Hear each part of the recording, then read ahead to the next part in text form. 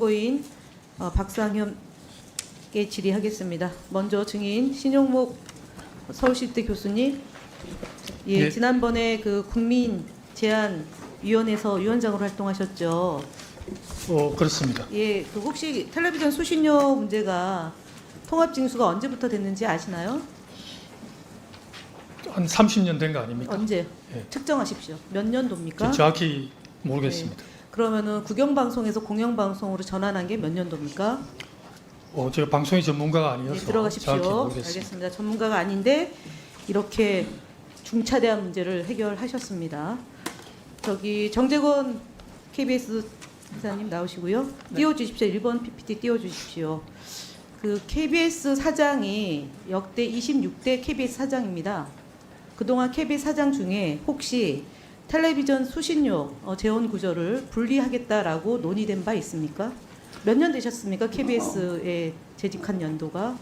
KBS 이사로 근무한 건 21년 그 9월부터입니다. 이전에 KBS 출신 아닙니까? 저는 그 이전에 한겨레 신문사에서 28년간 일했고요. 있었고요. 서울시민대학장을 했습니다. 네, 알겠습니다. 그러면 외부의 시각으로 볼 때 이 분리징수와 관련된 논의가 시작된 지 한 달 반 만에 통합징수에서 분리징수로 바뀌었고 지금 120억 원 가량의 손실을 보고 있습니다. 이게 정상적이라고 생각하십니까? 정상적이라고 생각하지 않습니다. 그러면은 KBS 사장은 경영에 책임을 지는 사람이에요. 네. 그럼 경영을 실패했다 이렇게 봐도 되는 겁니까? 그 여부만으로 실패를 판단하기는 어렵겠습니다만 120억 손실을 봤습니다. 그게 KBS 사장이 결정할 수 있는 사안이었다면 경영 실패했을 텐데 KBS 사장이 결정할 수 있는 권한이 있습니다. 왜냐하면 분리징수를 통합징수로 할 수 있는 방법도 있고 그다음에 그걸 종사자들에게 물어서 이런 것을 어떻게 했으면 좋겠느냐를 가지고 얘기할 수 있는 겁니다. 저는 KBS 사장은 수신료 법적으로 국민의 책무이기 때문에 수신료를 최대한 많이 거두려고 하는 노력을 하는 것은 KBS 사장의 당연한 책무라고 알겠습니다. 생각하고 이성래 있습니다. 전 KBS 이사님.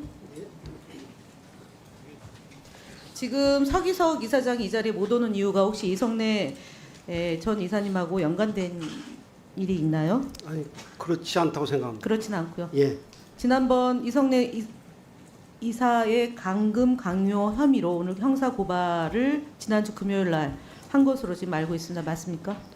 이야기를 들었습니다. 네, 그렇습니다. 그리고 오늘 그 이사장이 사장 선출 과정에서 사적 이해관계가 존재한다 이런 부분에 대한 지적을 하는데 혹시 KBS 이사회 사무국 직원들이 KBS 사장의 연임과 관련된 일을 했다면 그것이 이해충돌의 소지가 있습니까?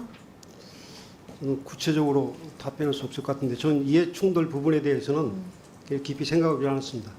이해충돌은 없다. 생각은 안 해봤다. 그러면 지난번 이성래 이사님이 강금을 당했다 또는 그에 유사한 일을 당했다라는 얘기가 있는데 사실입니까? 강금이라는 표현은 좀 과한 것 같습니다. 그럼 어떤 상황입니까? 토론이 좀 길어졌을 뿐입니다. 네, 그러면 강금은 아니고. 예, 그러면은 이성래 이사님이 지금 박민 이사장이 앞서 얘기했던 그 120억 가량의 분리징수로 인한 손실을 봤는데 이 점에 대해서는 어떻게 생각하십니까? 그것은 저는 뭐 냉정하게 봐서 수신료 분리징수의 영향이라고 보고 실질적으로 박민 사장의 경영 능력과는 조금 약간 동떨어지지 않나 생각합니다. 그렇다면 그 책임은 그럼 누구에게 있습니까? 뭐 결과적으로 모든 책임은 사장에게 있다고 봅니다. 네, 맞습니다. 사장에게 책임이 있습니다. 들어가 주시기 바랍니다. 그 지금 박 본부장님, 박상현 본부장님, 네. 그 KBS 새노조와 그다음에 뭐 KBS 노조가 공이다 지금 파업에 대한 찬반 토론을 했는데 지금 81.12%면은 대략 한 2,000명 중에 1,600명 가량이 응했다고 보여지고요. 지금 KBS 노동조합은 74%인데 투표 대비 89%가 찬성했습니다. 그러면 종사자 중에 몇 프로 가량이 지금 이 투표에 참여한 겁니까? 투표에 참여한 거는 저희들이 봤을 때는 한 3,000명 가까이 했다고 보이고요. 예. 네.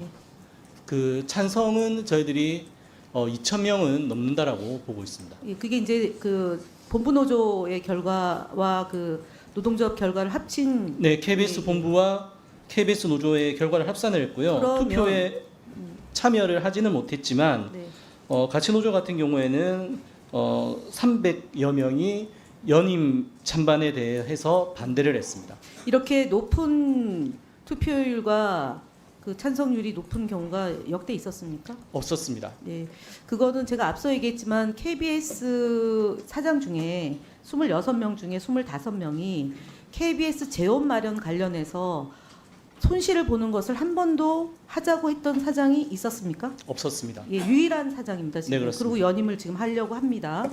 그래서 외부에서 들어와야지만 KBS를 수술할 수 있다. 이게 이제 KBS 박민 사장이 지난해에 사장에 응모하면서 했던 발언입니다. 근데 결국은 KBS가 국민들로부터 신뢰도를 초락시키고 KBS 재원을 어렵게 만드는 그런 요인으로 작동해서 결국은 공영방송으로서의 제 기능을 못하게 했다라는 국민들이 있는데 그 점에 대해서는 어떻게 생각하십니까?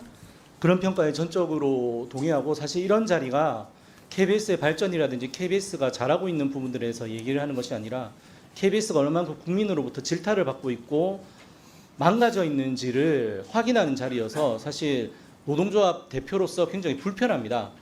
그럼에도 불구하고 이런 부분들에 대해서는 꼭 뭐 밝혀야 될 부분들이 있다라고 생각을 하고요. 그런 부분들을 국정감사를 통해서 의원님들께서 냉철하게 밝혀주셨으면 좋겠습니다. 네, 들어가십시오.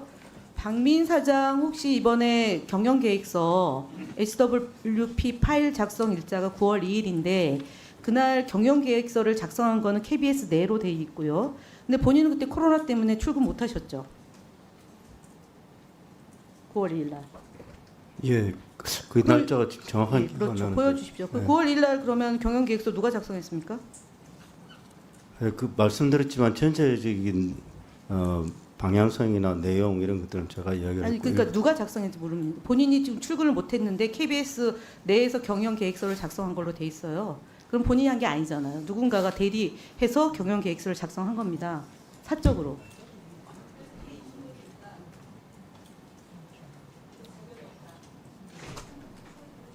이건 답변하십시오.